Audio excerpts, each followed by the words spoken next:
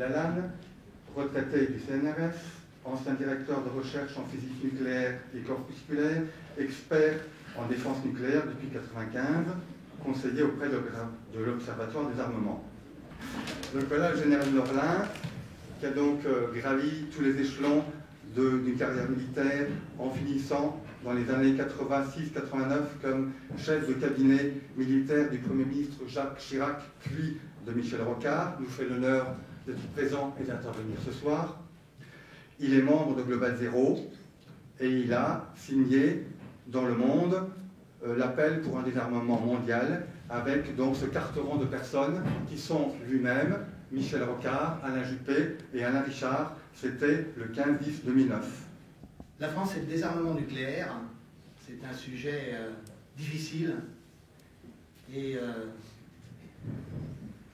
deux conférenciers comme le général Norlin et moi-même, on peut imaginer une vision très rapide de ce qui s'est passé depuis la découverte par Joliot-Curie en 1939 de la réaction en chaîne. Tous les 20 ans, il y a un coup de théâtre. On fabrique la bombe nucléaire et on bombarde Hiroshima et Nagasaki. 20 ans après, les Russes et les Américains ouvrent à la communauté internationale le traité de non-prolifération, 1970. 20 ans après, le mur de Berlin s'écroule, l'Union soviétique se disloque, et tout le monde pense que l'arme nucléaire est quasiment finie.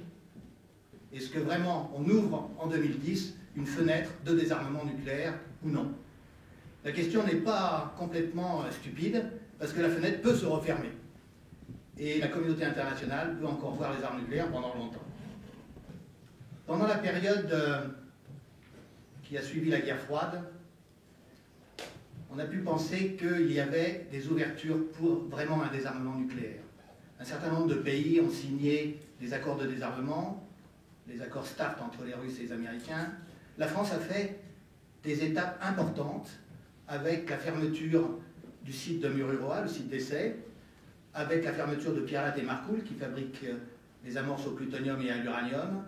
Et donc la France peut s'enorgueillir, d'une certaine façon, d'avoir montré à la communauté internationale qu'elle était prête à faire des étapes de désarmement nucléaire. Malheureusement, en parallèle avec ces étapes de désarmement nucléaire, la France a préparé un futur nucléaire. Il y a eu le missile M51 qui change les missions de la France, puisque les missions de la France, c'était uniquement le bombardement nucléaire de la Russie. Maintenant, ça devient des bombardements possibles à 9000 km, peut-être dans la ligne de tir. La France fait un 4e sous-marin pour avoir en permanence la possibilité d'avoir 2 sous-marins en état d'alerte en mer. Et donc, la communauté internationale s'est rendue compte que derrière les mesures de désarmement qui étaient annoncées à la fin de la guerre froide, et réalisées en partie, qui sont des vraies mesures de désarmement, il y avait caché à la communauté internationale et caché à tous les pays qui étaient potentiellement des candidats à avoir l'arme nucléaire, il y avait des mesures d'armement nucléaire pour un futur nucléaire sur la planète. Et c'est ça qui a provoqué une grosse déception dans un certain nombre de pays. Et c'est pour ça qu'après l'an 2000, où 13 étapes avaient été décidées de désarmement pratique, il ne s'est rien passé, parce qu'en réalité, les pays qui avaient l'arme nucléaire en leur possession, les pays dotés, et les nouveaux, ceux qui n'étaient pas officiellement les pays dotés, mais qui avaient quand même acquis l'arme nucléaire, ou quasiment, la Corée du Nord n'en était pas loin, l'Inde et le Pakistan venaient de l'acquérir, et ces pays-là n'envisageaient pas, et Israël évidemment, n'envisageait pas d'éliminer leurs armes nucléaires. Et donc on décide de 13 étapes de désarmement nucléaire dans un monde totalement virtuel, je ne cite personne, dans un monde totalement virtuel où le désarmement n'était en réalité pas à l'ordre du jour. Alors maintenant, est-ce que le désarmement nucléaire est à l'ordre du jour? La situation est paradoxale au niveau international, parce que le premier pays qui aurait intérêt à éliminer les armes nucléaires, ce sont précisément les États-Unis, ceux qui en ont le plus, et les plus modernes. Pourquoi? Parce que c'est le pays qui a aussi le plus d'armes conventionnelles, et donc si un pays domine sans nucléaire, il domine avec ses armes conventionnelles, et donc un État, une hyperpuissance, comme les Américains, serait encore plus hyperpuissance s'il n'y avait pas de nucléaire militaire. Donc c'est eux qui devraient être les premiers à décider d'une ouverture et d'un désarmement nucléaire mondial. Il y a évidemment une petite difficulté à ça, c'est qu'il y a les Russes qui, eux, sont dans un état d'infériorité conventionnelle et qui donc pourraient voir des objections à ce désarmement nucléaire. N'empêche que les États-Unis devraient être les moteurs forts du désarmement nucléaire.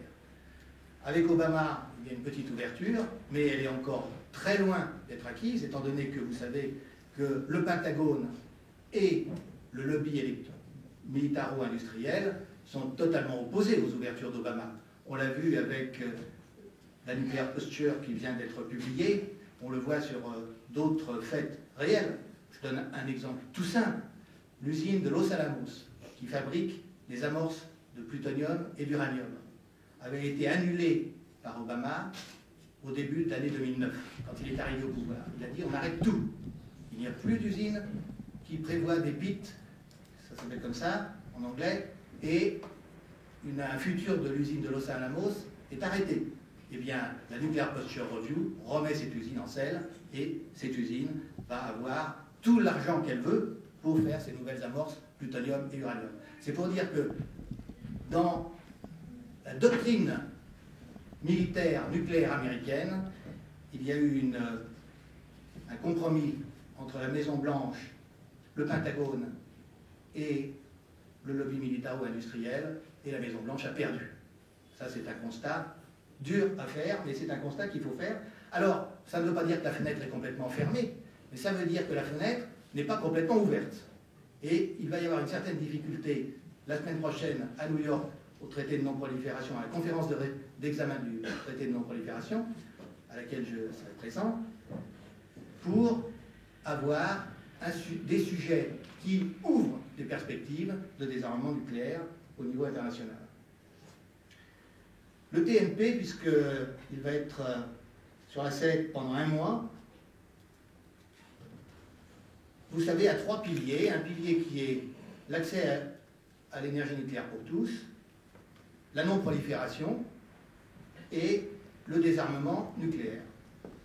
Le TNP est pratiquement arrivé à une totale maturité, puisque tous les États soit l'ont signé, s'ils pouvaient la signer, soit ne l'ont pas signé, et ils ne peuvent pas le signer sans éliminer leurs armes nucléaires, comme Israël, l'Inde, le Pakistan, la Corée du Nord en est sortie pour faire ses armes. Et donc, si vous voulez, maintenant, la situation internationale est complètement, si on a une vision pessimiste, on pourrait dire figée, et qu'elle a atteint son niveau d'incompétence, comme le principe de Peter, puisqu'on est au-delà au maximum. Si on est optimiste, on pourrait dire que maintenant, il devrait s'ouvrir un espace nouveau, puisque le TNP est arrivé à une totale maturité, et on devrait avoir un espace nouveau qui s'ouvre, qu'il faut donc créer. La question qui se pose, c'est quel espace nouveau peut-on créer? Il y avait plusieurs écoles de pensée dans l'appréciation de l'arme nucléaire depuis 1939. Une école de pensée comme celle de Joliot-Curie, où il faut éliminer les armes nucléaires, après avoir découvert la réaction en chaîne, mais c'était l'appel de Stockholm. Il y a une école de pensée qui tolérait l'arme nucléaire à cause de la guerre froide et du danger du communisme par rapport au capitalisme.